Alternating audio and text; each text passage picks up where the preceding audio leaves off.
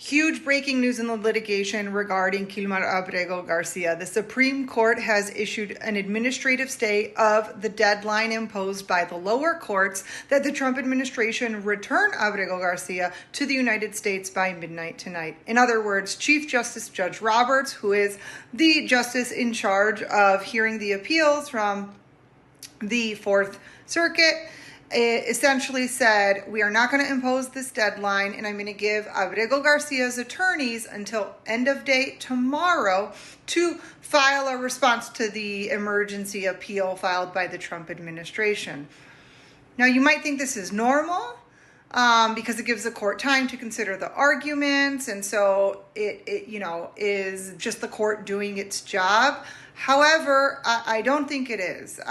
In other words, I think this is bad news. And this is just my opinion. But I have a feeling, here's the thing. Chief Justice Roberts, or any of the justices, assigned to hear this appeal, in this case it's him, could have just declined to hear the appeal. In other words, letting the lower court's ruling stand. They didn't. They said, we're going to hear this matter and we're going to place an administrative hold on, the deadline imposed. And we want to hear this issue on the merits.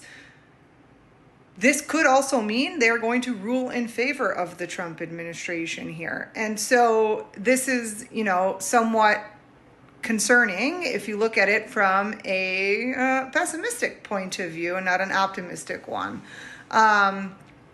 On the other hand, sure, the Supreme Court could use it as an opportunity to place some checks and balances on the Trump administration. I just don't see that happening based on, who Chief Justice Roberts is and the history of the Supreme Court. But we will see. I hope I am proven wrong.